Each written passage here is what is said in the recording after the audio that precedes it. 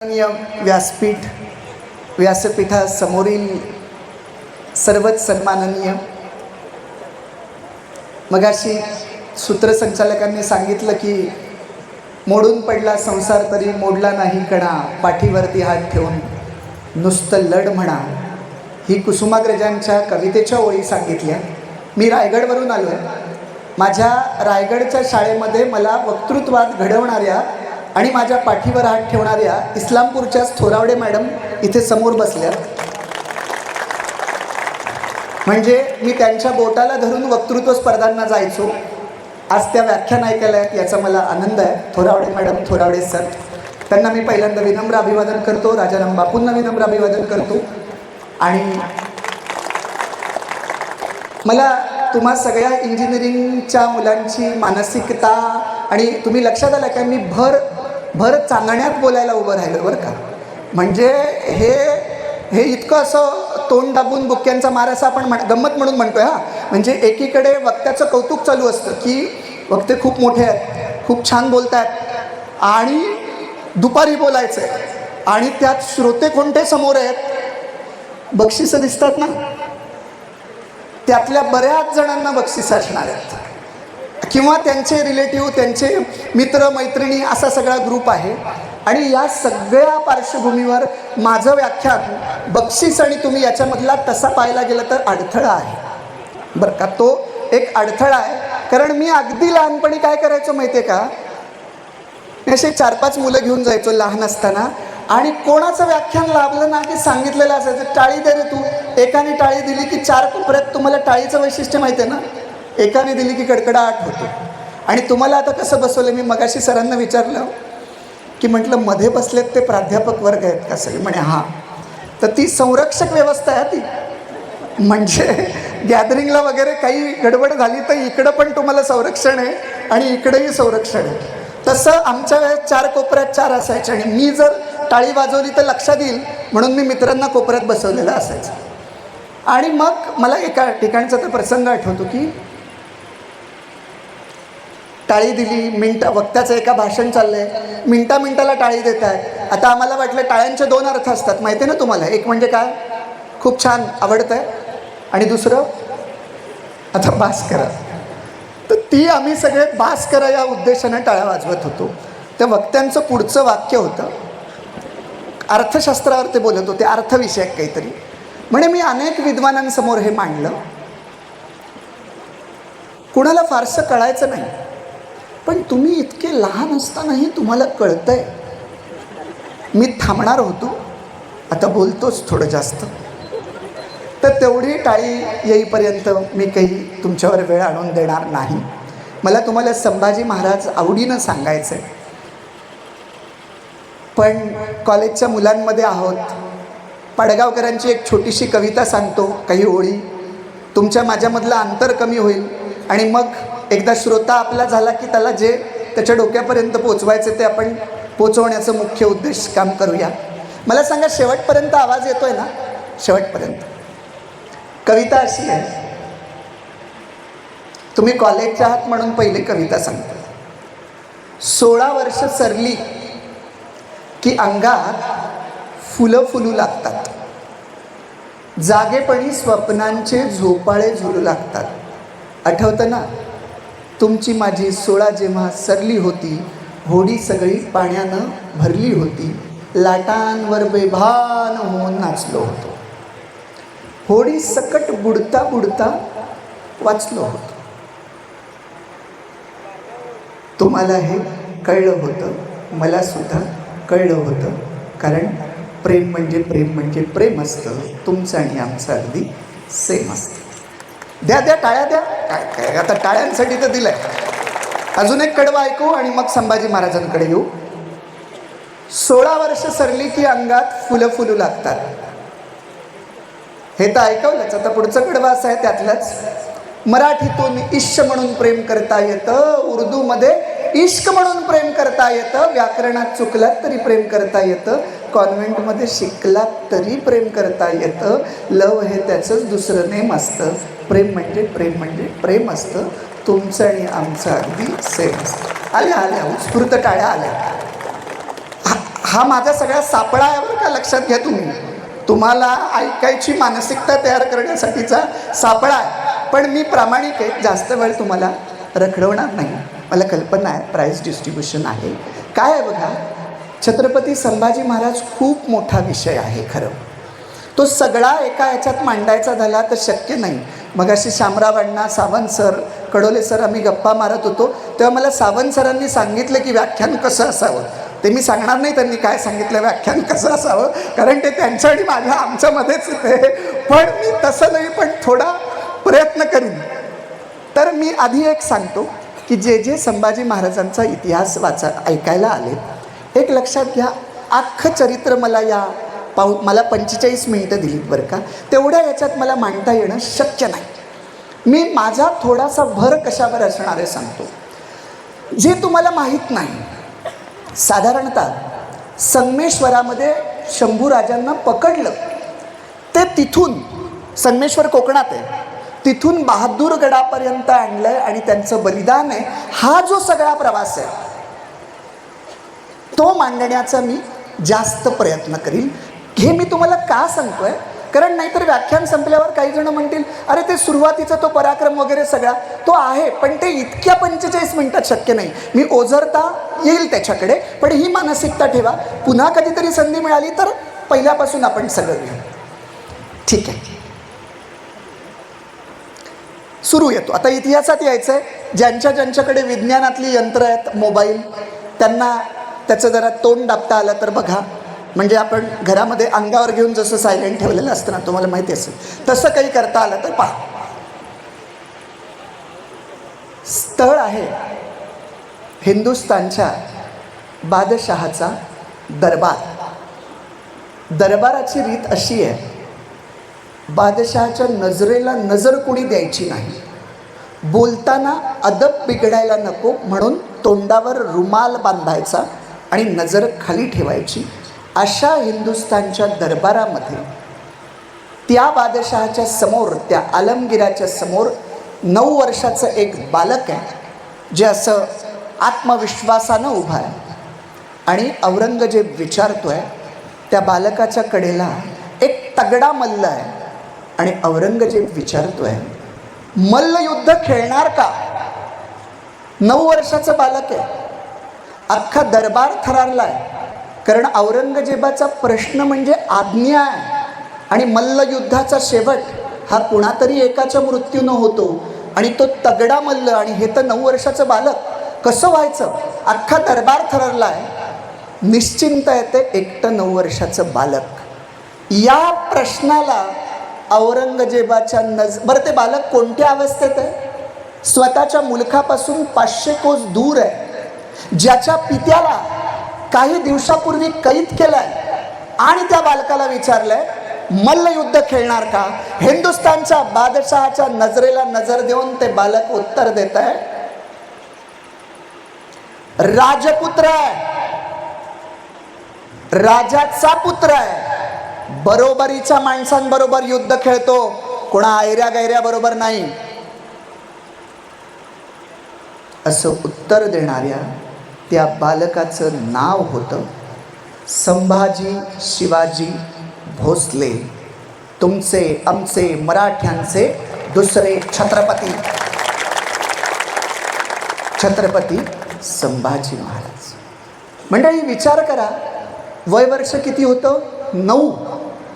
9व्या वर्षी आपण काय करतो बघा. सर्वसाधारण 4थी इयत्तेमध्ये छत्रपती शिवाजी महाराजांचा इतिहास वाचत असतो वयाच्या 9व्या वर्षी. आणि शंभूराजे वयाच्या 9व्या वर्षी आग्र्यामध्ये शिवाजी महाराजांच्या सोबत इतिहास घडवत होते पुढच्या लाखो पिढ्यांना वाचण्यासाठी. काही काही माणसंच अशी जन्माला येतात की ज्यांच्या वाट्याला संघर्ष जन्मापासूनच असतो. शंभू बाळांचा जन्म झाला, आईला बाळंत व्याधीचं दुखणं लागलं, आणि पहिला संघर्ष आहे मातेच्या दुधासाठी. दूध हे तर निसर्गातल्या पशुपक्ष्यांचा पण निसर्गदत्त अधिकार आहे, आईचं दूध. आणि इथे तर राजाचा पुत्र आहे, पण दुधाला पारखं व्हावं लागतंय. पहिला संघर्ष मातेच्या दुधासाठी. 2-2.25 वर्षाचे असतील नसतील, पुढे जर आठवायचं म्हटलं तर आईचा चेहरा पण आठवणार नाही. अशा वयामध्ये आई देवाघरी गेली आहे. दुसरा संघर्ष आहे मातेच्या ममतेसाठीचा. वय वर्ष 8. कुठलं वय? लहानपण देगा देवा मुंगी साखरेचा रवा, असं वय. खेळावं, बागडावं, आनंदानं राहावं. वयवर्ष 8 त्या बालकाचं आहे, पण महाराष्ट्राच्या राजकारणाला आणि शिवरायांच्या आयुष्याला कलाटणी देणारं वर्ष आहे. पुरंदरचा तह झाला आहे. मिर्झा राजाला 23 गड दिलेत. पुरंदर, रुद्रमाळ, कोंडाणा, तुंग, तिकोना, माणिकगड, मानगड, मरकगड, सरूपगड, रूपगड, साखरगड, सोनगड, रोहिडा, भंडार, दुर्ग, नरदुर्ग, खंडाळगा, इसागड, लोहगड, भक्तगड, अंकोला, मोरपखन, माऊली, पळसखोल हे 23 गड तहात दिलेत मिर्झा राजाला. आणि मोगलांची पद्धत अशी आहे की ते इतके हुशार आहेत आणि इतके क्रूर आहेत की जोपर्यंत गड ताब्यात मिळत नाही तोपर्यंत ज्याच्याशी तह केलाय त्याच्या पुत्राला ओलीस ठेवायचंय. शंभू बाळांना वयाच्या 8व्या वर्षी मिर्झा राजांच्या गोटात राजकीय प्रवेश म्हणून जावा लागतोय. राजकारण प्रवेश आहे वयाच्या 8व्या वर्षी. आज आपण बघतो ना, महाराष्ट्रामध्ये गल्ली बोळांमध्ये जनतेच्या सेवेसाठी राजकीय प्रवेश करणारे आणि मोठे फ्लेक्स लावणारे गल्ली बोळातले पुढारी बघितले तर मनात कधी कधी शंका येते. समजा रे, अशी जर अट ठेवली शंभूराजांचा प्रवेश राजकारणातला शत्रूच्या गोटात जाऊन, आत्ता जर कोणाला अट ठेवली की राजकारणात यायचं ना, जा शत्रूच्या गोटात, किती जण सेवा करायला तयार होते? बरं, शत्रूच्या गोटात जाऊनही मिर्झा राजांनी परीक्षा घ्यायचं ठरवलंय. मिर्झा राजे त्यावेळेसच्या प्रथेप्रमाणे शंभू बाळांना हत्ती भेट देतात आणि पोराची बुद्धिमत्तेची परीक्षा पाहावी म्हणून मिर्झा राजे विचारतात, हत्ती तर तुम्ही स्वीकारलात, पण तुमच्या गडावर कसा घेऊन जाणार? शंभूबाळ म्हणतात, हत्तीचं काही नाही हो, हत्ती सजीव आहे, जिवंत आहे, त्याला हळूहळू का होईना आम्ही जाऊ कसं तरी गडावर घेऊन, पण पहिले आम्हाला हे सांगा की हत्तीपेक्षाही मजबूत असणारे आमच्या आबासाहेबांचे जे 23 गड तुम्ही घेतले ते तुम्ही दिल्लीला कसं घेऊन जाणार? त्याचं उत्तर मला पहिलं द्या. मिर्झा राजांकडे उत्तर नसतं. आणि पुढचा इतिहास तुम्हाला माहिती आहे. शिवराय आग्र्यावरून आल्यावर ते गेलेले 23 गड काय 360 किल्ले मिळवतात आणि मिर्झा राजा गड तर सोडा, पण स्वतःचा जीव सुरक्षित ठेवून पण दिल्लीला पोहोचला नाही. औरंगजेबाला संशय आला, बाटेतच त्याला विष पाजून मारलं. 8व्या वर्षीचा संघर्ष राजकारण प्रवेश. 9व्या वर्षीचा संघर्ष कशासाठी आहे? शंभूराजे आग्र्यात आहेत. तुम्ही कल्पना करा, आपण आग्र्यातून पेटाऱ्यातून किंवा वेषांतर करून सुटले म्हणतो, पण ते सोपं आहे का हो? रात्री शंभू बाळांना घेऊन रात्रीची दौड करून 17 ऑगस्टला निघालेत. 18 ऑगस्टची पहाट आहे, मथुरेमध्ये आहेत. तुम्ही विचार करा, वयाच्या 9व्या वर्षी पुत्राला शत्रू मुलखात सोडायचंय, काय वाटलं असेल पित्याच्या बापाच्या काळजाला, काय वाटलं असेल? आणि 9 वर्षाचं बालक असं बोललं नाही की आबासाहेब आम्ही ना तुमच्याबरोबर येतो, मी शत्रू मुलखात राहत नाही, असं बोलल्याची इतिहासात नोंद नाही. काय स्थितप्रज्ञता काय आहे ती 18 ऑगस्टच्या मथुरेच्या पहाटेनं या बाप बेट्यांची स्थितप्रज्ञता अनुभवली आहे. शंभूबाळ वयाच्या 9व्या वर्षी बापापासून, आई तर गेलीच, निसर्गानं आईला घेतलंच, पण वडिलांना सुद्धा घेतायत की काय, अशा अवस्थेत त्या बालकाचं मन काय बोलत असेल? आणि त्यांच्या आयुष्यातला सगळ्यात मोठा संघर्ष वयाच्या 1680 साल हे शंभू राजांच्या आयुष्यातलं, त्यांच्या जीवनातलं संघर्षाचं मोठं साल आहे. का? शिवाजी राजांचा मृत्यू झाला अनपेक्षित. 22-23 वर्षाचे शंभूराजे असतील. महाराष्ट्राला तर दुःख आहे, पण पहाडासारखा पिता गेला आहे, काय वाटलं असेल? आणि त्यातच अंतर्गत बंडाळी माजली आहे. आणि तिसरं, औरंगजेब 3 लाख घोडदळ, 4 लाख पायदळ, प्रचंड तोफखाना घेऊन मराठी मुलखावर तुटून पडण्याच्या अवस्थेला आहे. नवे आलायच. विचार करा, शिवरायांच्या काळात स्वतः औरंगजेब आला नव्हता, आले होते ते त्याचे सरदार होते, तरी सुद्धा आमच्या अष्टावधानी राजांना पुरंदरचा तह करावा लागला होता. आता तर औरंगजेब आलाय, त्याचे सरदार आले तेव्हा त्यांना परत बोलवणारा औरंगजेब होता, पण औरंगजेबाला परत कोण बोलावणार?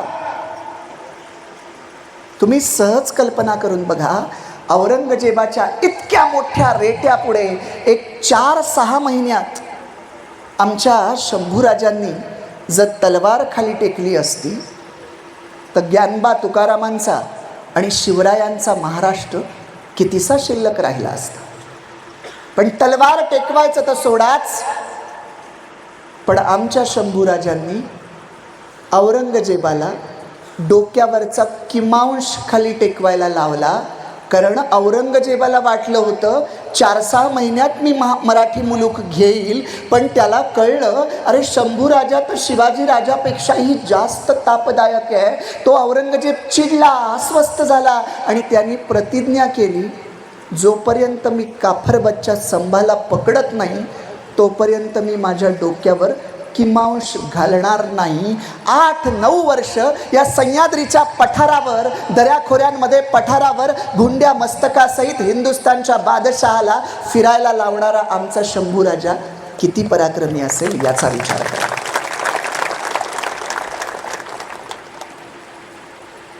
औरंगजेबाबरोबर लढणं हे सोपं नव्हतं बरं का. आपल्याकडे वेळ कमी आहे, पण औरंगजेब ही काय चीज होता याची फक्त एकच उदाहरण सांगतो, तुम्हाला कल्पना येईल औरंगजेब म्हणजे काय. त्याचा मुलगा अकबर, त्यानं बापाच्या विरुद्ध बंड केलंय. अजमेरचं तळ आहे, अकबराच्या सोबत लाखभर राजपूत आहेत. औरंगजेबाकडे 10,000च सैन्य आहे. कुणालाही विचारलं कोण जिंकेल तर अकबराच्या सोबत असलेले लाखभर राजपूत ते जिंकतील आणि औरंगजेब हारेल. रात्र आहे, सूर्योदय झाला की लढाईला सुरुवात होणार आहे, रात्रीचीच वेळ आहे, तेव्हा काही मोबाईल नाही आहे की औरंगजेबाला सैन्य बोलावता येईल. याची वक्रनीती बघा काय औरंगजेबाची. तो विचार करतोय कसं लढायचं लाखभर सैन्याबरोबर. त्यानं एक पत्र तयार केलं आहे, अकबराच्या नावानं, नाव अकबराचं टाकलं, एका जासुदाला बोलावलं आहे आणि सांगितलं हे अकबराच्या नावानं असलेलं पत्र आहे, अकबराला द्यायचं नाही, अकबराला देण्यासाठी चालवलंयस असं दाखवायचं, पण तुझ्या हातातून राजपुतांनी ते ओढून घेतलं पाहिजे असं नाट्य उभं करायचं. आणि सांगितल्याप्रमाणे हे तसंच करतो. राजपूत ते पत्र घेतात आणि पत्र वाचल्यावर रात्रीतनं बरं का, रात्रीतनं लाखभर राजपूत अकबराला सोडून निघून जातात. काय होतं त्या पत्रात? त्या पत्रात होती औरंगजेबाची वक्रनीती. औरंगजेबानं पत्रात लिहिलंय बरं का, औरंगजेबानं, बेटा अकबर तू छान केलंयस, आपल्या खुफिया समजोत्याप्रमाणे उद्या सूर्योदय होताच पाठीमागून तुझं सैन्य आणि पुढून माझं सैन्य, या दोन्हीच्या कचाट्यात राजपूत सापडतील आणि त्यांना उद्ध्वस्त करणं सोपं आहे. बेटा अकबर तू छान काम केलंस. नसलेली गोष्ट, नसलेला डाव आहे असं वाटावं असं त्यांनी लिहिलंय. हे राजपुतांच्या हाती पत्र पडल्यावर त्यांना असं वाटलं की अरे हा तर बाप बेट्यांचा डाव आहे. खरं तर नसलेला डाव आहे असं दाखवून औरंगजेबाचा डाव यशस्वी केला. राजपूत निघून गेले रात्रीतनं, सत्य परिस्थिती तशी नव्हतीच. अशा वक्रनीतीचा औरंगजेब आहे आणि त्याच्या विरुद्ध लढायचं. आमचे आबासाहेब जेव्हा जिवंत होते ना, त्यांना गडकोट किल्ल्यांवर किती विश्वास होता माहिती आहे? त्यांची वाक्य आहेत. जेव्हा औरंगजेब यायच्या तयारीत आहे तेव्हा आबासाहेब म्हणाले होते, दिल्लींद्रासारखा शत्रू उरावर टपलाय, आज मितीस हजरतीस नवे जुने गोळा केले तर 360 किल्ले दिमतीस आहेत. माझा 1 किल्ला वर्ष लढला तरी औरंग्याला इथलं स्वराज्य घ्यायला 360 वर्ष लागतील आणि तितका तो जगला पाहिजे. आमच्या राजांना वाटत होतं माझा 1 किल्ला किमान वर्षभर लढेल. शंभू राजांच्या कालावधीत शिवरायांचा हा विश्वास 5.5 पटीनं इथल्या किल्ल्यांनी सार्थ करून दाखवला. जेव्हा औरंगजेबाला नाशिकजवळ रामसेज नावाचा किल्ला आहे, सहज 20 मिनिटात चढता येईल असा आहे, मी आमच्या सौंबरोबर चढलोय 20 मिनिटात अगदी. औरंगजेबाला वाटलं होतं 2 तास, 2 तास झाले, 2 दिवस झाले, 2 आठवडे झाले, 2 महिने झाले, 2 वर्ष झाली, 3 वेळा सरदार बदलले, शेवटी 5.5 वर्षानंतर फितुरीनं किल्ला मिळवलाय. फितुरीनं रामसेज. तर त्या औरंगजेबानं प्रतापगड, सिंहगड, रायगड, पुरंदर याच्याकडे कधी बघावं?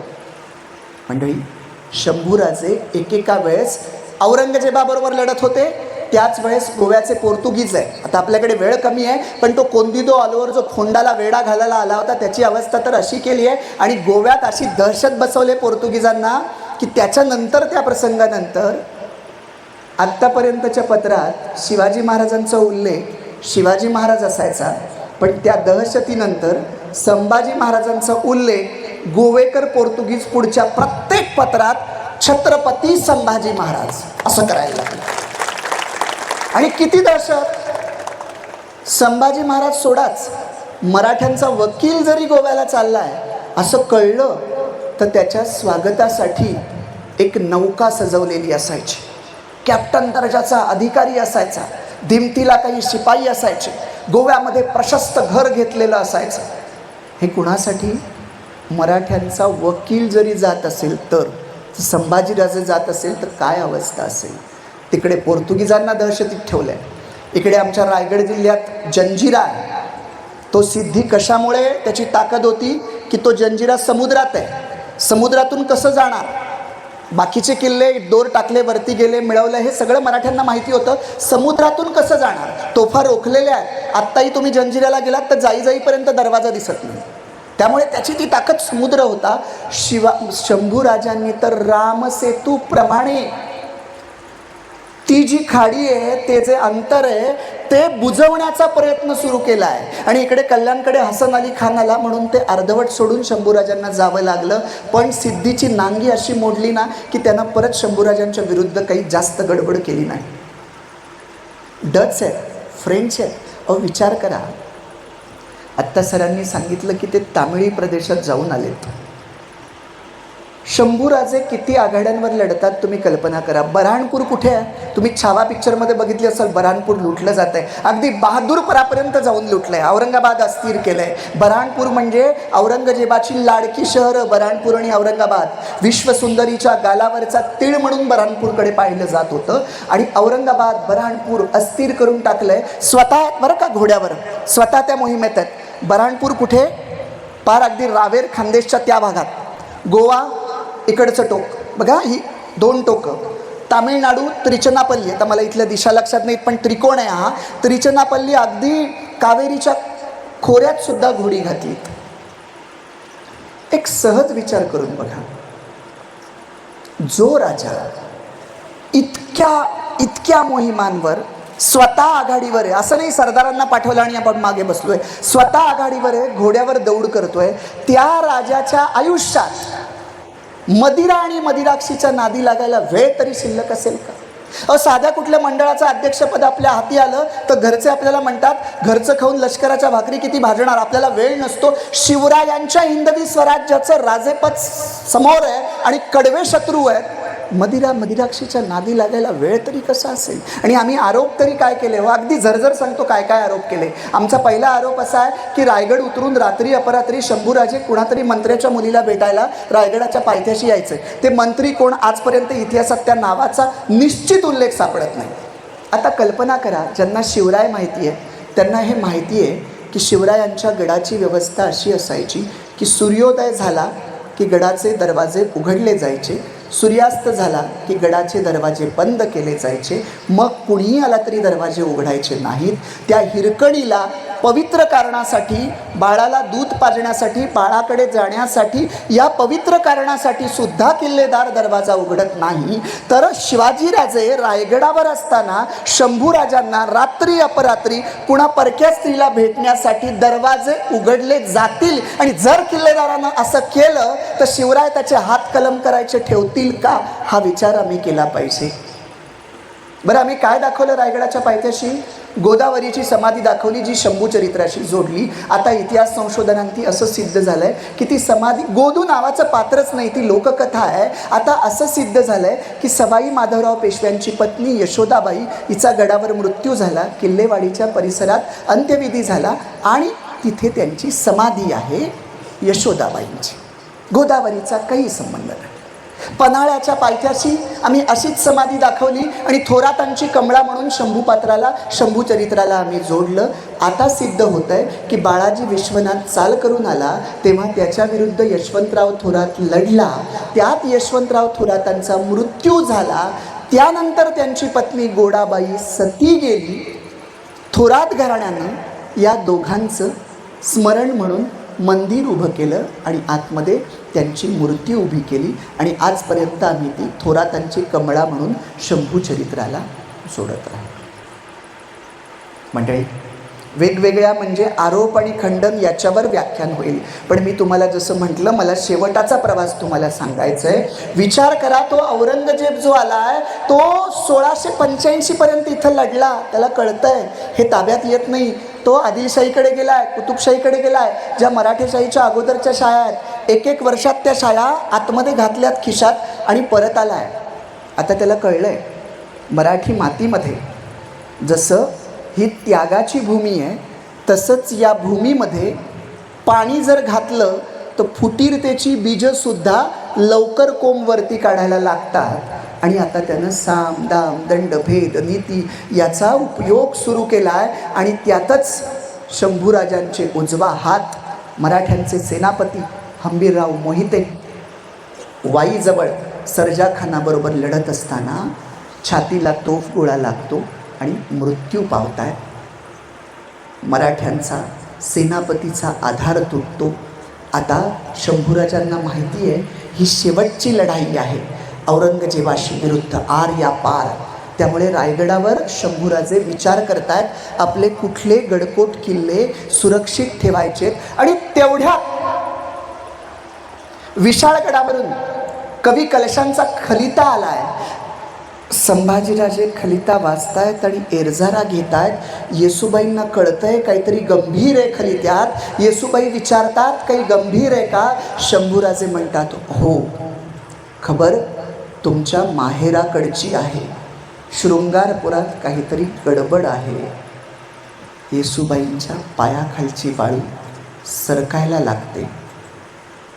पण ही सखी राज्ञी जयती काहीच मिनिटामध्ये स्वतःला स्थिर करते आणि त्या तेजानं, जिजाऊंचं तेज आपल्यामध्ये आहे, या तेजानं शंभूराजांना सांगते,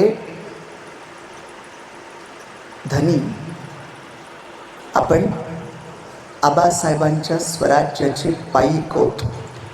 आपलं नातं रायगडाच्या सिंहासनाशी आहे आणि जो कोणी तो नात्याच्या किती का जवळचा असे ना, जो कोणी रायगडाच्या सिंहासनाशी गद्दारी करेल त्याला माफी नाही.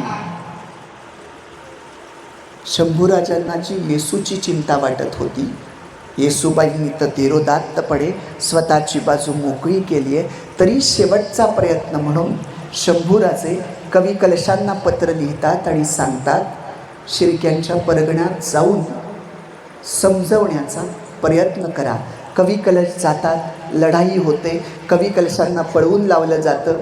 ते विशाळगडावर येतात, पुन्हा पत्र रायगडावर येतं. शंभूराजे बघतात, त्यांना कळतं आता आपण उतरल्याशिवाय गत्यंतर नाही. कारण आपण जर उतरलो नाही तर औरंगजेब छावणी सह्याद्रीच्या पायथ्याशी लष्करी छावणी उभी करण्याच्या बेतात होता आणि शिर्के मदत करत असतील तर आता आपण उतरणं गरजेचं आहे ठरतं. उद्या निघायचं, खाली पाचाडला निरोप जातो, फौज तयार ठेवा. आणि राजे सकाळी उठल्यावर शिवाजीराजांच्या समाधीच्या जवळ जातात, डोकं टेकतात. दोघांचाही जणू संवाद चालला आहे. शंभूराजे म्हणतात, आबासाहेब, आज तुम्ही हवा होतात. खरं तर तुमच्यानंतर अशा परिस्थितीमध्ये ज्या हातांनी पाठीवर प्रेरणा आणि आशीर्वाद द्यायला पाहिजे, तेच हातात खंजीर घेऊन विश्वासघात करण्याच्या अवस्थेला आलेत.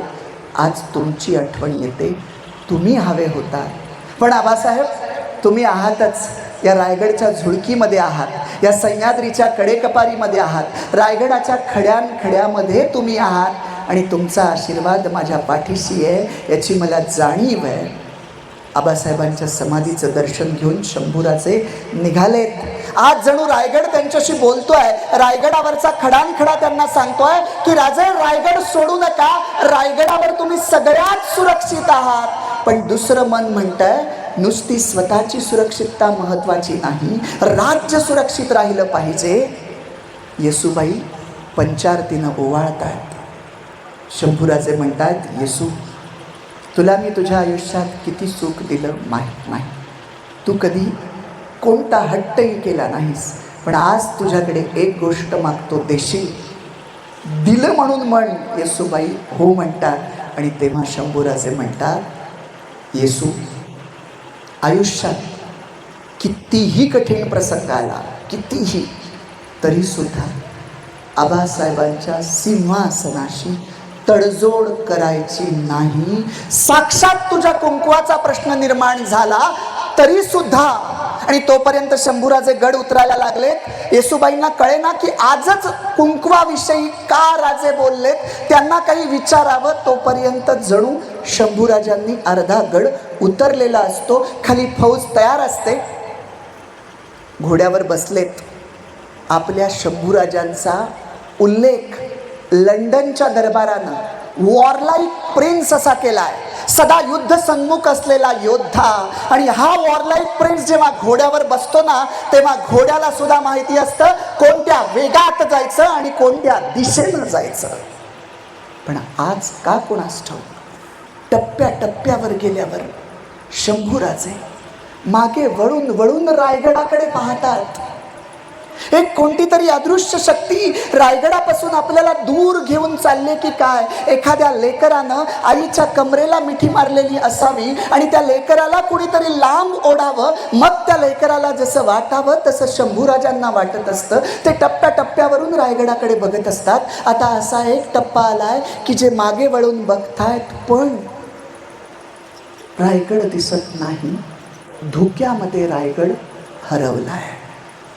आता तर भावनेचे सगळे पाश तुटलेत.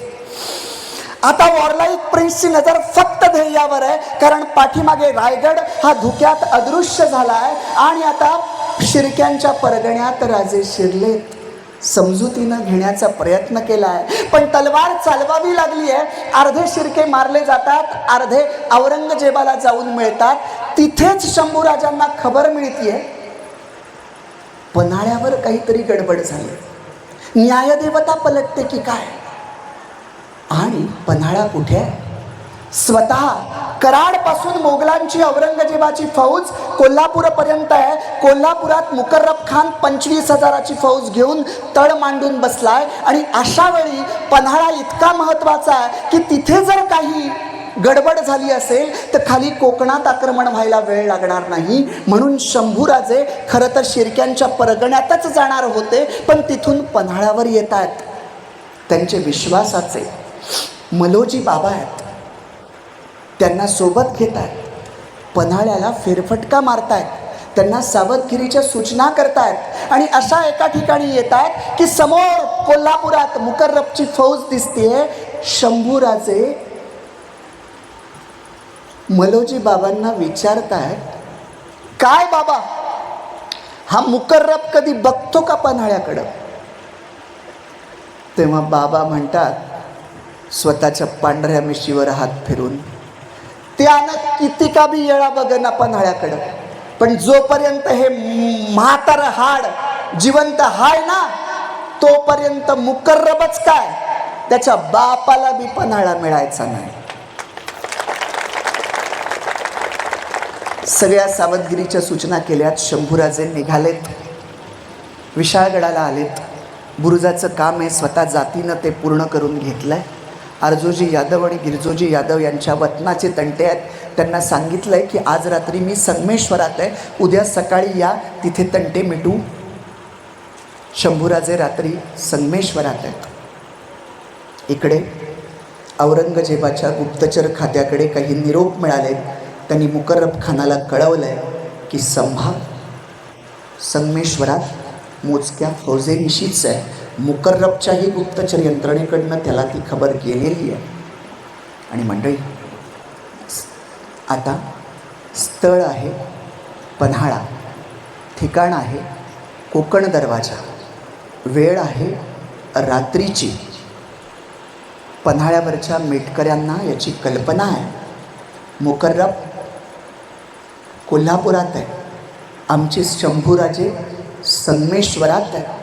त्यामुळे सगळे मेटकरी कोल्हापूर ते संगमेश्वर या वाटेवर डोळ्यात तेल घालून नजर ठेवून आहेत. त्याच कोकण दरवाजावरचा एक मेटकरी दुसऱ्या मेटकऱ्याला सांगतोय, काय रे गड्या, तिकडं दूर काहीतरी पेटल्यासारखं वाटतंय, वणवा आहे का रे? तेव्हा दुसरा मेटकरी बघतून म्हणतो, नाही रे गड्या, मला तो काही वणवा वाटना. तेव्हा पहिला मेटकरी असं बघून म्हणतो, अरे वणवा नाही, ही तर दीपमाळ वाटते. नाही, दीपमाळ नाही, अरे ही तर मशाल आहे. एक मशाल, दुसरी मशाल, तिसरी मशाल, मशालींची रांगच रांग. आणि याचा उगम कुठे आहे? मुकर्रबच्या तळापासून उगम निघाला आहे. आणि दिशा कोणती आहे? संगमेश्वर. आता त्या मेटकऱ्याला कळलंय की काय घडणार आहे. तो तसाच मलोजी बाबांकडे आला आणि सांगतोय, बाबा घात झालाय, मुकर्रबचा तळ उठलाय आणि दिशा संगमेश्वर आहे. मलोजी बाबा वाक्य पूर्ण व्हायच्या आत पन्हाळ्यावर फेरफटका मारून 500 घोडा जिनबंद केलाय आणि स्वतःच्या मुलांना संताजी बहिर्जीला घेऊन कोकण दरवाजा उतरलेत. रात्री दौड करतायत. एकीकडे शिकार गाठण्यासाठी त्याची दौड आहे आणि इकडे मलोजी बाबांची दौड चालली आहे. त्यांचा मुलगा संताजी विचारतोय मलोजी बाबांना, बाबा आपण येळेत संगमेश्वर गाठू? तेव्हा मलोजी बाबा दौड करता करता म्हणतात, अरे लेकरा, नुसतं येळात संगमेश्वर गाठून काय कामाचं? येळ पडली तर शिर कापून ठेवायला लागल शिवाजी राजाचा, अंकुर जपाया, चल दौड करू. असं म्हणून दौड चालू आहे. इकडे मध्यरात्री शंभूराजांना गुप्तचर खात्यातली काही माणसं आली. कवी कलशांना त्यांनी जागा केलंय आणि सांगितलंय महत्वाचा निरोप राजांना द्यायचा आहे. राजांच्या समोर ते आहेत, अंगावर अशा जखमा आहेत. रात्रीतनं खूप दौड करून ते आलेत आणि ते राजांना सांगतायत, मुकर्रबचा तळ उठलाय, संगमेश्वरची दिशा आहे, घोडा किती आहे अंदाज लावता येत नाही, पण काहीतरी दगाफटका होण्याची शक्यता आहे. शांत डोक्याने विचार करावा लागत असतो. कारण चुकीची खबर शत्रूनं बनवली असली आणि आपल्या गुप्तचर खात्यातनं ती सत्य म्हणून समोर आली असली तर अजून वेगळं काहीतरी घडेल. म्हणून शंभूराजे येरझारा घेत आहेत आणि थोड्याच वेळानं थोडं सावध होऊन म्हणतात, नाही, औरंगजेब सह्याद्रीच्या खाली उतरण्याची हिम्मत करणार नाही. आत्तापर्यंत तो घाटमाथ्यावर आहे. मलिका उत्तुजरची काय अवस्था सह्याद्रीनं केली आहे ती माहिती आहे. तो नाही उतरणार. ही शिरक्यांची माणसं आहेत, जी कोल्हापुरात गेली होती तीच परत आलीत. कवी कलशांनाही पटतं आणि त्या गुप्तचर खात्यातल्या माणसांनाही पटतं. ते गेलेत. रात्री शंभूराजे शांतपणे झोपी जात आहेत. आता पहाटेची वेळ, झुंजू होत आहे. कोंबडा आरवतोय संगमेश्वरात आणि आता संगमेश्वर इतिहासाच्या अशा वेगळ्या टप्प्यावर येऊन ठेपलाय की रात्रभर दौड करून आमचे मलोजी बाबा आलेत. येतानाच डोक्यात होतं काय काय करायचंय. आल्याबरोबर पूर्ण संगमेश्वराला एक तुकडीनं गराडा दिलाय, एक तुकडी देसायाच्या वाड्यावर भोवती पांगत ठेवली आहे आणि नावडी बंदरामध्ये एक वडकं तयार ठेवलंय. आणि आता अजून काय करावं याच विचारात मलोजी बाबा असताना दिनच्या घोषणा करत मुकर्रबची फौज संगमेश्वरात दाखल झाली आहे. एकच गिलका उडलाय, छापा पडलाय. ढालीवर ढाली आपटल्या जातात, तलवारीवर तलवारी आदळल्या जातात. जो तो देसायाच्या वाड्यात जातोय. शंभूराजांना जागा करण्यात आलंय आणि शंभूराजांना सांगितलंय, तुम्ही निघा, नावडी जवळ करा आणि तिकडनं निघा. पण युद्धातनं पळ काढणं हे काही शंभूराजांच्या रक्तात नाही. गोनी दांडेकरांनी असं म्हटलं होतं, गनिमी काबा निपुण सह्याद्री पुत्र म्हणजे शिवाजी राजा आणि जोहारच्या आगीत उडी घेणारा रजपूत म्हणजे संभाजी राजा. गनीम आलाय म्हटल्यानंतर हा वॉरलाईक प्रिन्स, हाती तलवार ढाल, डोक्याला मंदिल बांधलंय आणि रणभूमीत आलेला आहे. इकडे लढाईनं जोर धरलाय. मलोजी बाबा घोड्यावरून लढता लढता त्यांची नजर आपल्या राजाला शोधते आणि जसे शंभूराजे दिसतात तसं मलोजी बाबा लढता लढता आपला घोडा शंभूराजांच्या घोड्याच्या कडेला आणतात आणि बोलतात, धनी भांगा काढा, धनी नावडी जवळ करा, वडकं तयार हाय, वडक्यात बसून तुम्ही निघा, आम्ही जीवाची बाजी लावू. तेव्हा संभाजीराजे म्हणतात, नाही, तुम्हाला इथे मृत्यूच्या तोंडी देऊन मी पुढे जायचं शक्य नाही. तेव्हा मलोजी बाबा चिडून म्हणतात, आठवा, बाजीप्रभू देशपांडे आठवा, घोडखिंड आठवा. 300 बांधलांना घेऊन बाजीप्रभू थांबले होते आणि 300 घेऊन राजे पुढे निघाले होते. लाख मेले तरी चालतील, पण लाखांचा पोशिंदा राजे जगायला हवं. तुमचं मरणं नाही, जगणं महत्वाचं आहे. राजे तुम्ही निघा. संताजी, बहिर्जी, शंभूराजांना भांगा द्या आणि नावडीपर्यंत सुरक्षित पोहोचवा. सेनापतीचा हा आदेश आहे, निघा. युद्धभूमीवर सेनापतीचा आदेश मानायचा असतो. संताजी, बहिर्जी वादळामध्ये एखादी वाट जपून न्यावी तसं मराठ्यांच्या दुसऱ्या छत्रपतीला नावडी बंदरापर्यंत जपून नेण्यासाठी जीवाच्या आकांतानं धैर्यपणाला लावतायत. आणि तिकडे मुकर्रबला कळतंय हेच म्हातारं हाड आहे या मलोजी बाबाचं, की हेच हाड आपल्याला राजापर्यंत पोहोचू देत नाही. त्यानं आदेश दिलेत मुकर्रबनं, बुड्ढे को घेर डालो. त्याबरोबर एक फौजचा गराडा मलोजी बाबांच्या भोवती पडतोय. मलोजी बाबांची स्वराज्यावर किती निष्ठा आहे. इतके मलोजी बाबा लढतायत, इतके लढतायत की अंगावर एकही जखम नसते, एकही जागा शिल्लक नसते की जिथे दुसरी काही नवीन जखम करावी. शेवटी मानवी शरीर आहे, मर्यादा आहे. एक घाव असा वर्मी लागतो. मलोजी बाबा धारातीर्थी पडत आहेत. संताजीला हे कळलंय, आपले पिता धारातीर्थी पडलेत, पण संताजीला बाबांना भेटता येत नाही, कारण बाबांचा सेनापतीचा आदेश आहे राजांना सुरक्षित पोहोचवायचंय. त्याच दरम्यान मराठ्यांच्या सगळ्या जे तुटपुंज सैन्य होतं त्या सगळ्या तुकड्या गारद झाल्यात. मुकर्रबच्या तुकड्या मागणं येत आहेतच.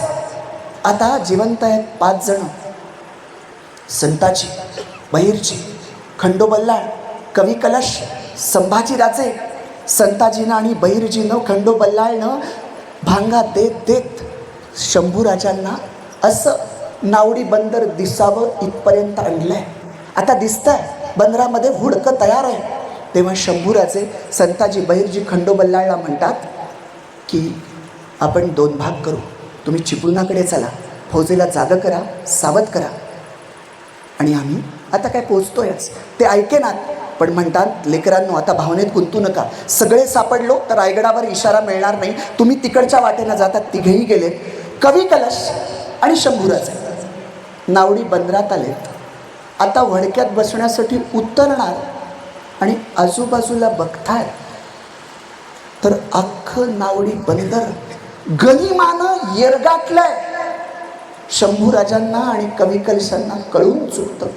संगमेश्वरातून सही सलामत सुटण्याच्या सगळ्या वाटा आता बंद झालेल्या आहेत. आता या वॉरलाईक प्रिन्सच्या हाती फक्त लढणं आणि लढणंच आहे. घोड्यावरची लढाई सुरू झाली आहे. कवी कलशांच्या दंडाला बाण लागतो.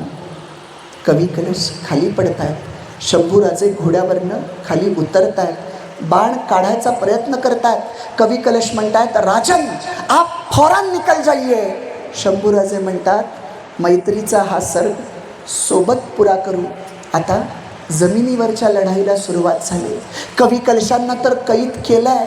पण शंभूराजांना कैद करणं सोपं नाही. शेवटी त्या मुकर्रब आणि इकलास खाननं 10 जण शंभूराजांच्या सोबत लढते ठेवले आहेत आणि बाकीच्यांचा गराडा असा भाला घेऊन सभोवती गोलाकार पद्धतीनं बाकीचं सैन्य पेरलेलं आहे. त्या 10 पैकी 9 जणांना आडवं केलं, 10वा आडवा केला आणि आता शंभूराजांची तलवार पुढचा कोण म्हणून वरती उचलली गेली आहे. तोपर्यंत भाल्यांचं कडं शरीराभोवती जमा झालंय. आता इकलासला कळलंय शिकार आपल्या ताब्यात आहे. तो असा येतोय आणि मगरुरीच्या सुरात म्हणतोय, काफर हथियार छोड दो. शंभूराजे त्याही अवस्थेत इकलासकडे असं बघतात ना की त्या नजरेच्या धाक्यानं इकलास 2 पावलं मागं येतो. कारण त्याला कळतं ही तलवार जर आपल्या मानेवर पडली तर इकलास खलास. तेवढ्यात इकलासचा बाप मुकर्रब येतोय. इकलास मुकर्रबला सांगतोय, काफर मगरूर लगता है, हथियार छोडता नाही. तेव्हा 4 पावसाळे जास्त काढलेला मुकर्रब म्हणतोय, सुरमा आदमी शौक से हथियार नहीं छोड़ता, बेटा सब्र से काम लो. आणि सैन्याला सांगितलंय, पहले हाथों में रस्से डाल दो, बाद में हथियार छीन लो, दस्त कर डालो, जाओ लेके जाओ. सांगितलेल्या सूचनेप्रमाणे कवी कलश शंभूराजांना कैद केलं जातं. सह्याद्रीचा पुत्र सह्याद्रीच्याच पायथ्याशी कैद झाला आहे आणि कैद झालेले शंभूराजे मुकर्रबच्या समोर आहेत. त्याही अवस्थेत शंभूराजांना आठवण होते मलोजी बाबांची. ते मुकर्रबला म्हणतात, आम्ही आमच्या सेनापतींना भेटू इच्छितो. त्याला काही मराठी कळेना. तेव्हा संभाजीराजे हिंदुस्तानी बोलीत म्हणतात, जंग है ये, राजा है हम, देखना चाहते हैं सालार, कुर्बान हुए हमारे सालार को. शौक से असं म्हणतोय तो मुकर्रब. शंभूराजे हात बांधलेल्या अवस्थेत आहेत. त्या धारातीर्थी पडलेल्या मलोजी बाबांच्या जवळ जातात, गुडघ्यावर बसतात. दोन्ही बांधलेले हात मलोजी बाबांच्या छातीवर टेकवतात आणि ते दोन्ही हात कपाळीच्या शिवगंधाला लावतात. राजानं सेनापतीला केलेला तो आगळा वेगळा मुजरा असतो आणि शंभूराजांच्या मनातले बोल असतात, बाबा तुम्ही सेनापती नाही आणि आम्ही राजे नाही, आपण दोघंही आबासाहेबांच्या स्वराज्याचे पाईक होत, सेवक होत. एका सेवकानं दुसऱ्या एकनिष्ठ सेवकाला केलेला तो मुजरा असतो आणि तो मलोजी बाबांनी प्राण त्याग करून मिळवलेला असतो. आता मुकर्रब थांबतोय कुठे? त्याच्या हातात कोलीत लागलाय. तो जसा आला त्याच वेगानं निघतोय. आता सह्याद्रीत चढला जातोय. शंभूराजांचे डोळे पाणावलेत. कशासाठी? मृत्यू समोर येईल म्हणून नाही. शंभूराजांच्या मनात विचार चाललेत, हा राकट कणखर असलेला माझा महाराष्ट्र देश, हा काटेरी करवंदीचा देश, या सह्याद्रीच्या कडे कपारीतून आबासाहेबांच्या बोटाला धरून मी हा सह्याद्री फिरलो. आता हा सह्याद्री पुन्हा या डोळ्यांनी पाहता येईल की नाही यासाठी त्यांच्या डोळ्यात आसू आहेत. आणि आता साक्षात सह्याद्री धाय मोकलून रडतोय. त्याच्यामध्ये जर चैतन्य असतं तर सह्याद्री बोलला असता. काय बोलला असता? अरे राजा, माझ्यावर तू विश्वास ठेवलास, तुला वाटलं होतं सह्याद्रीत धोका नाही, पण आज मी काहीच करू शकलो नाही रे राजा. पण तुला काय सांगू, ज्या वेळेस याच माझ्या अंगा खांद्यावर क्षत्रिय कुलावतंस राजा अधिराज प्रौढ प्रताप पुरंदर सिंहासनाधीश्वर राजा शिवछत्रपती की जय, राजा शंभू छत्रपती की जय अशा गगनभेदी ललकार्या व्हायच्या, तेव्हा मी आतून किती आनंदित व्हायचो काय सांगू तुला.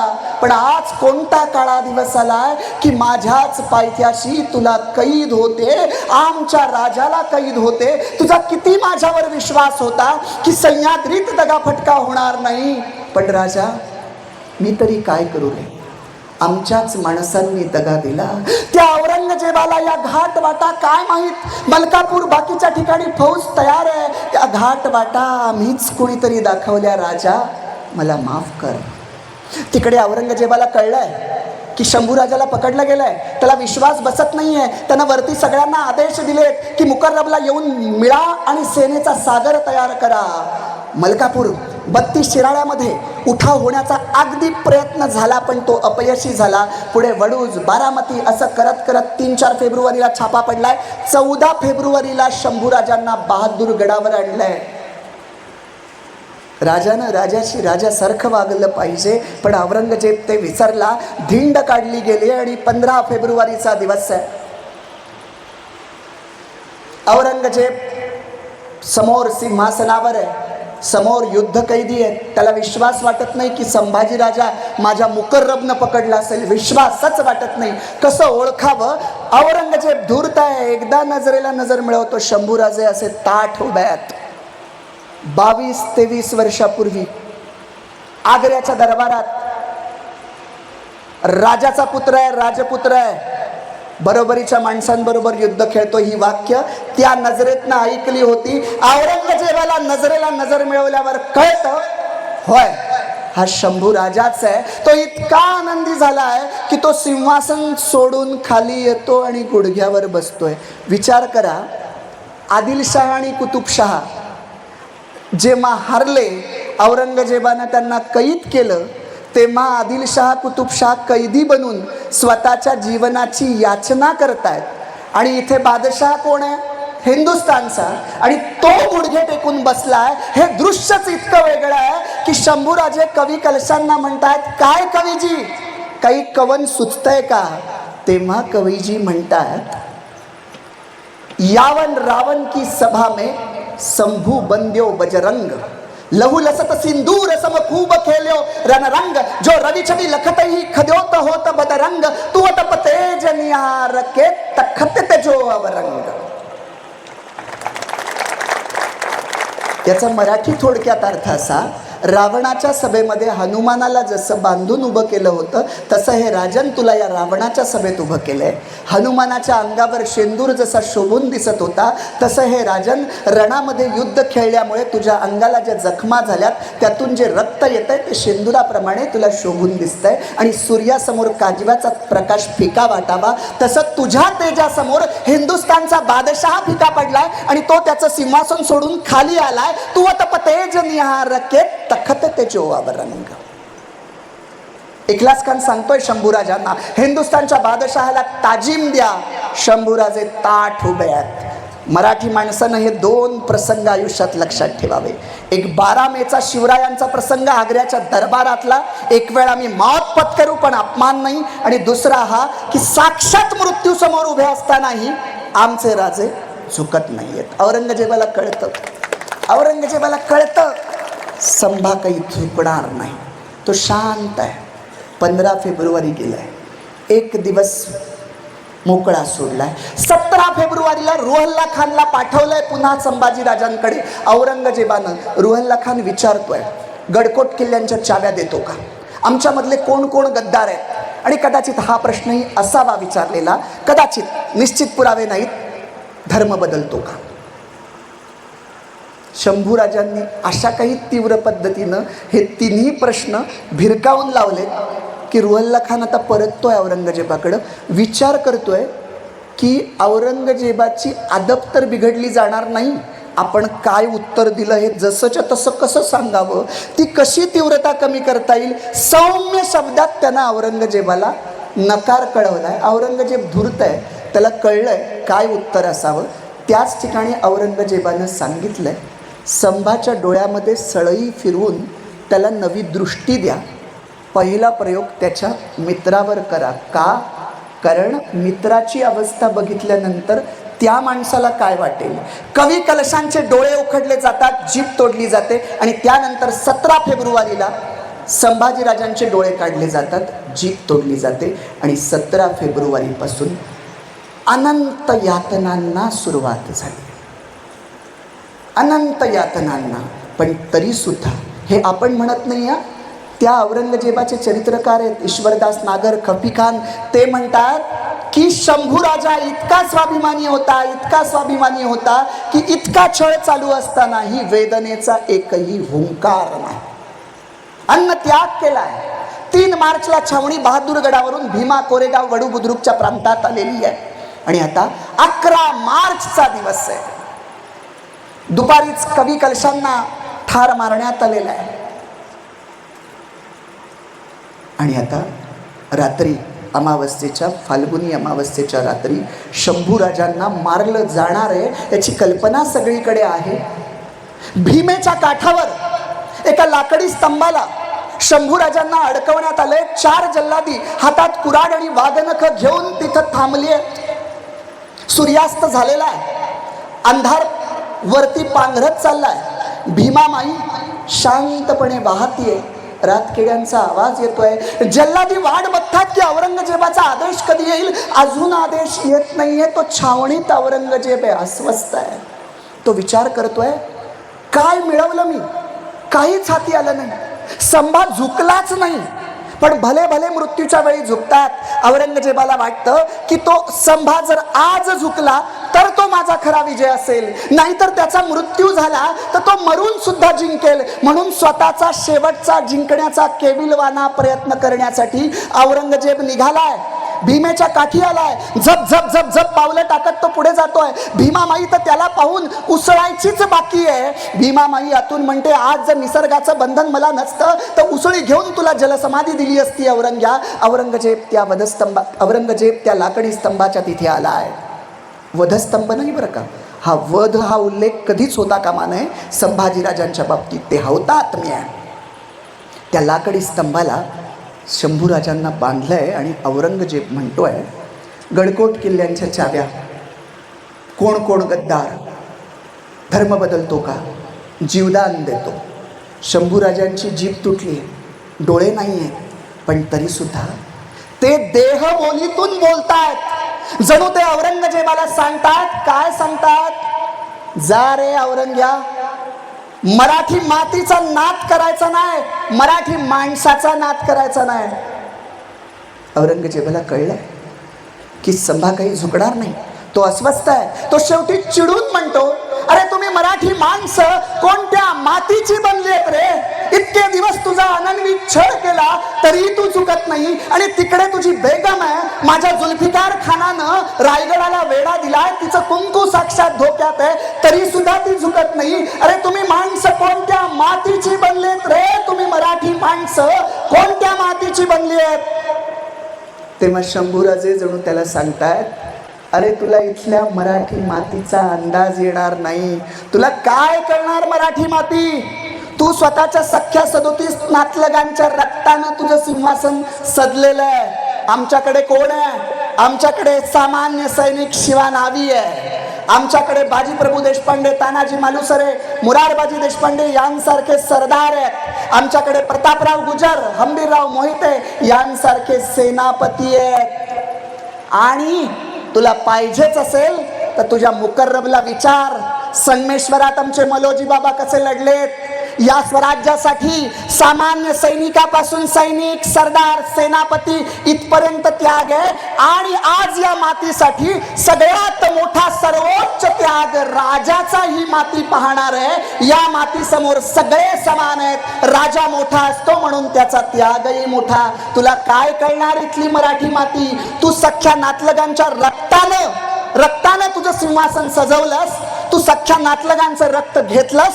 पण आमच्या आबासाहेबांच्या सिंहासनासाठी, रायगडाच्या सिंहासनासाठी इथल्या माणसांनी हसत हसत रक्त सांडलंय. तू रक्त घेतलंस, आम्ही हसत हसत रक्त सांडलं. हाच फरक आहे औरंग्या.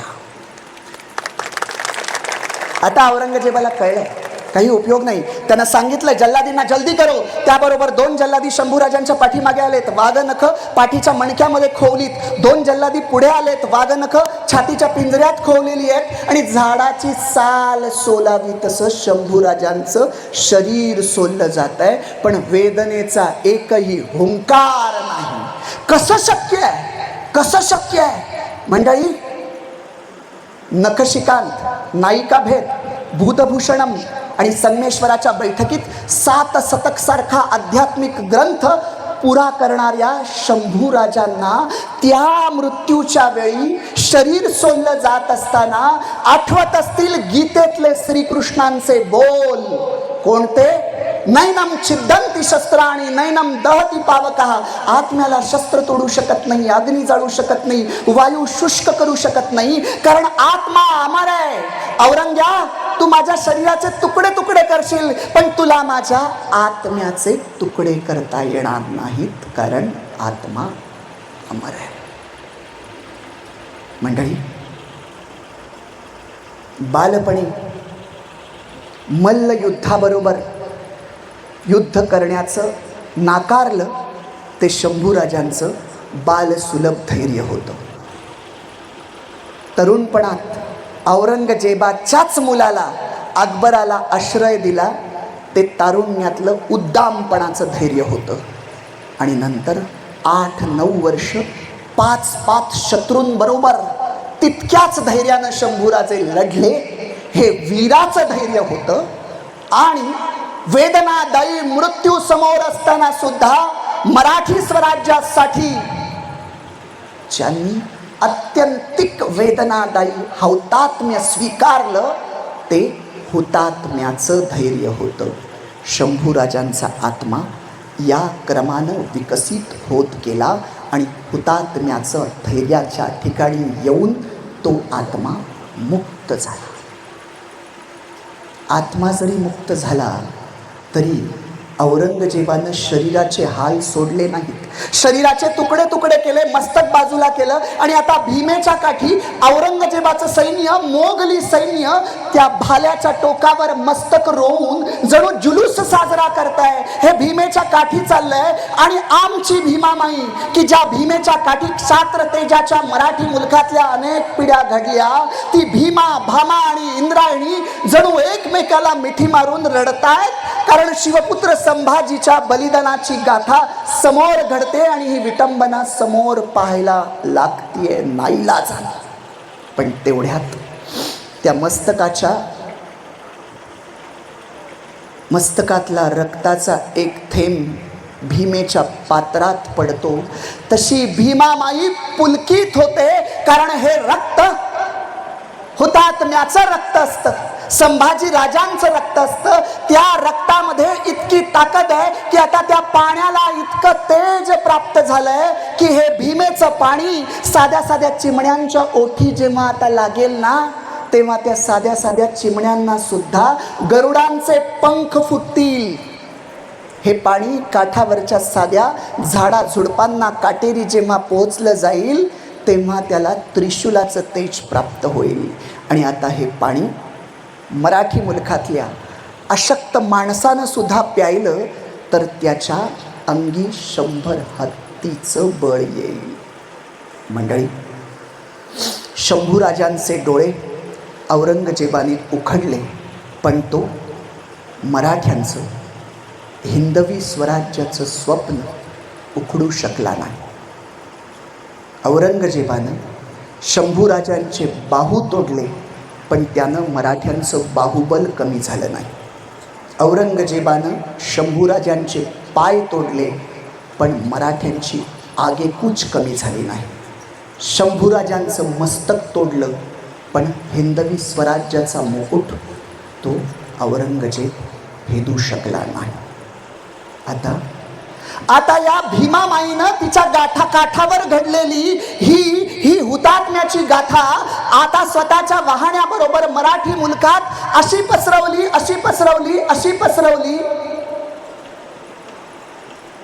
काही काळ इथला मुलूक शांत होता.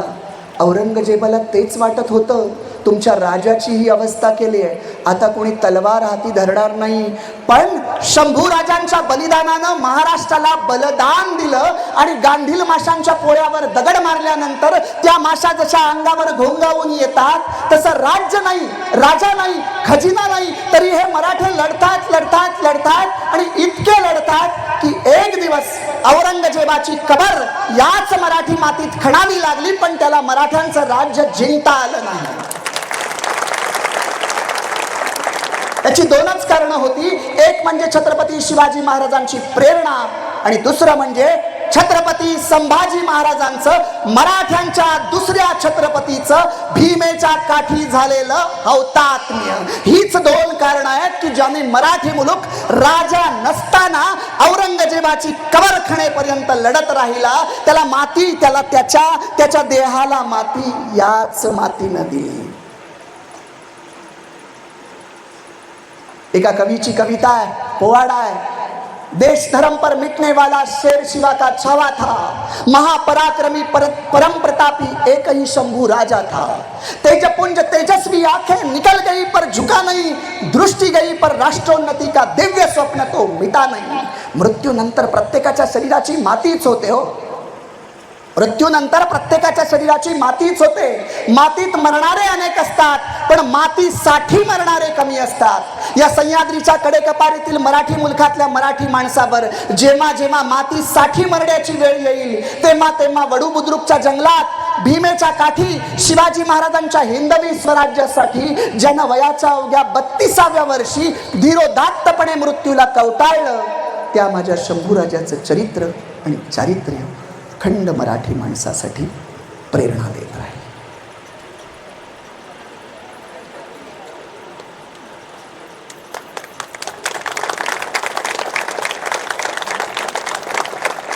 तीच प्रेरणा आपण लक्षात ठेवायचं. शेवटच्या 2 मिनिटात मी आभार मानतो. तुम्हाला या वातावरणातनं पुन्हा इकडं यायला थोडं अवघड जाईल, पण ते हृदयात असू द्या. जे मांडलंय ते त्यातनं काय प्रेरणा घ्यायची हे मला सांगायची गरजच नाही, कारण तुमचे डोळे बोलत आहेत, तुमचा चेहरा बोलतोय की शंभूराजाची कथा तुमच्या हृदयापर्यंत पोहोचलेली आहे. आज मला तुमचं कौतुक का करायचं त्याचं कारण सांगतो.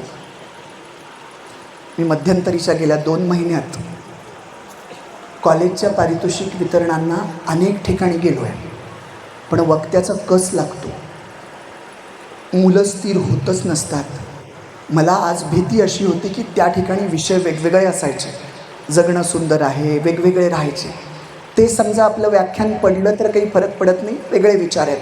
पण आज मला धास्ती ही वाटत होती की शंभूराजांचं चरित्र मांडायचं आहे आणि ते जर तुम्ही शांतपणे ऐकलं नाही तर तो हा माझा नाही, शंभूराजांचा अपमान होईल.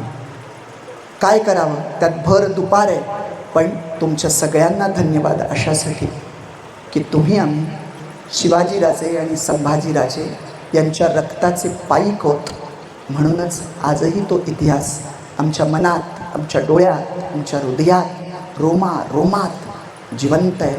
म्हणूनच 350 वर्षापूर्वी घडलेल्या गाथेने सुद्धा आजही आमच्या डोळ्यात पाणी उभं राहतं.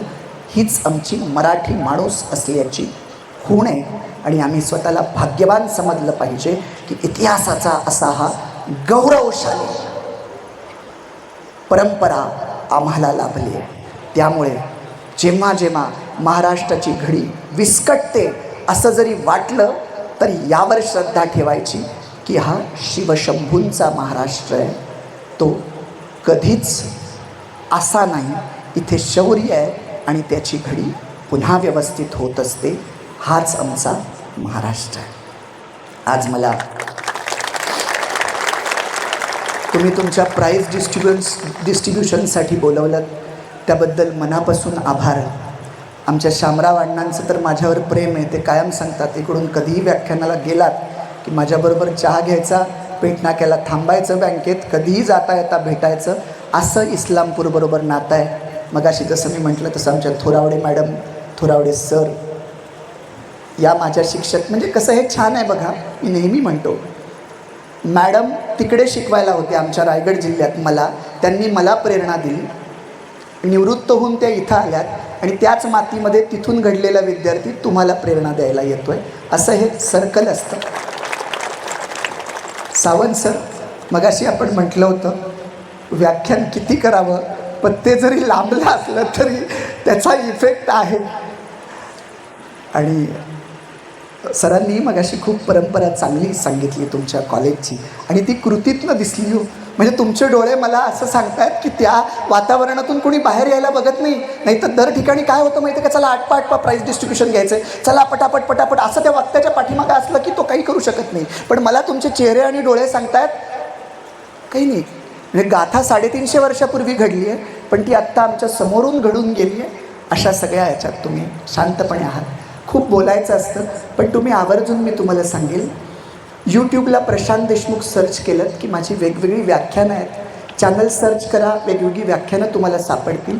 आणि मी माझ्या पुस्तकांबद्दल 1 मिनटं फक्त सांगेल. त्याचं कारण मी तुम्हाला सांगतो. मला कायम वाटतं चांगल्या गोष्टीची जाहिरात झाली पाहिजे. आपल्याकडे दुधाची डेअरी माहीत नसते, दारूचं दुकान माहिती असतं. दुधाची डेअरी नसते. चांगल्या माणसांनी चांगल्या गोष्टीचा प्रचार करायला अजिबात लागलं नाही पाहिजे आणि माणसांनी चांगल्या गोष्टीला प्रोत्साहन दिलं पाहिजे. म्हणून 1 मिनिटात फक्त या 2 पुस्तकांबद्दल सांगेल. एक पुस्तक आहे जय शिवराय. याच्यामध्ये 55 लेख आहेत. 5 मिनिटात एक लेख वाचून होतो, एक प्रकरण. आणि प्रत्येक प्रकरण शिवाजी महाराजांच्या आयुष्यातली घटना किंवा मावळ्यांच्या आयुष्यातला प्रसंग आणि आत्ता मला माझ्या आयुष्यात काय घेता येईल त्यातनं, म्हणजे इतिहास आणि वर्तमान या दोन्हीचा साचा तुम्हाला याच्यात सापडेल. दुसरं गुड मॉर्निंग, याचा इंग्रजी अनुवाद पण आहे बरं का. दोन्ही उपलब्ध आहे आपल्याकडे, मराठी इंग्रजी. कारण आपल्या घरी कधी CBSEची मुलं असतात, त्यांच्यासाठी इंग्रजी पण आत्ताच महिनाभरापूर्वी आलं आहे. आणि दुसरं गुड मॉर्निंग नावाचं एक पुस्तक आहे की व्यक्तिमत्व विकास कसा करावा. मी सकाळला लिहित होतो. मुलींना तर आवर्जून त्याच्यामध्ये पहिली बेटी धनाची पेटी हा माझा लेख आहे. मला कन्या झाली तेव्हा मी तो सकाळला पाठवायचा होता, लिहिला आहे. फार सुंदर आहे, मुलींनी आवर्जून वाचा.